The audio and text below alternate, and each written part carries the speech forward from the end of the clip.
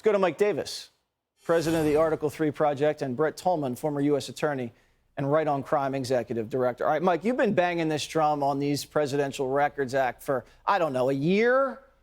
Why doesn't anybody else see this? Because they are intentionally ignoring the Presidential Records Act. The Biden Justice Department is, and they keep talking about the Espionage Act that does not apply to a president or a former president's handling of their presidential records, classified or not. You are spot on with your opening, case closed. That's exactly right. I would also say, look at how Merrick Garland treated Biden and his stolen classified documents so much differently. It wasn't an FBI raid. He had the Biden Justice Department work with President Biden's personal attorneys secretly for 2 months to go gather these stolen classified documents. When he got caught, they appointed special counsel Robert Hur, who seems to be in no hurry to do anything. And the FBI went in for the 5th time, and they found another set of stolen classified documents. Did Biden's attorneys represent to the Justice Department that they did a diligent search and turned over all the documents? How did the FBI find these documents? How is that not obstruction of justice for real espionage? Vice President Joe Biden didn't have any right to these records. He wasn't a president. Brett, you know the federal prosecutors here. You've been in this zone before. There has to be prosecutors that can't sleep at night because of this. This is really disgusting. Yeah, I mean, well, Jesse, I was going to go to Brett on that, Mike. Adage. So the old adage, Jesse, is the beauty's in the eye of the beholder, right? Well, in this instance, the indictment is in the eye of the prosecutor.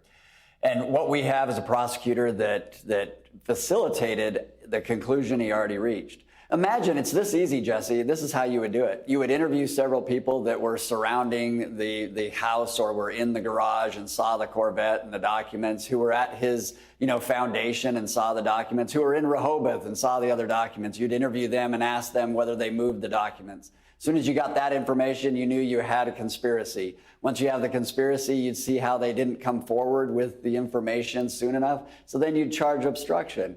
I can make the case for obstruction, for conspiracy, and for 30 plus, hundreds of plus counts for each document against Biden, against Hunter Biden, and everyone else that was part of that episode and that chapter. It's really in the eye of the beholder, and that's what we're watching right now. A Biden emphasized and led DOJ that's after a political opponent and doing it under the guise of legitimacy. So advance this, Mike, for us. You're going to have this case go down in Florida. How long is it going to take? What are the chances on appeal? What are the chances he skates after the first go-round? How do you see it?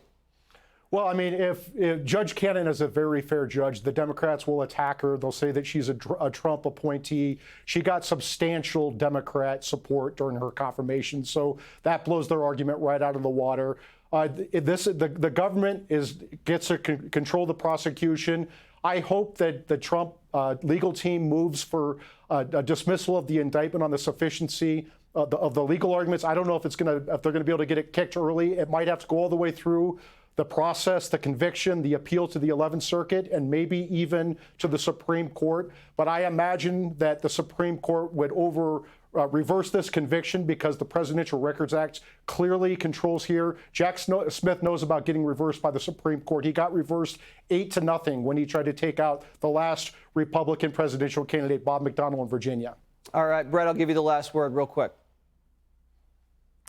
I'll tell you what you have. You have a Trump team that has to mobilize right now. They can file a motion to try to get a bill of particulars, Jesse, that will allow them to look at what the grand jury actually looked at. And as soon as they have it, file the motion to dismiss this based on the presidential records. It's a specific statute, so it has precedent over any general statute. So they should win at that initial level. All right, we'll see if the president's lawyers can get their act together. We'll wait and see. Gentlemen, have a great weekend. Thank you so much for your expertise. Thank you. Thank you. Hey, Sean Hannity here. Hey, click here to subscribe to Fox News YouTube page and catch our hottest interviews and most compelling analysis. You will not get it anywhere else.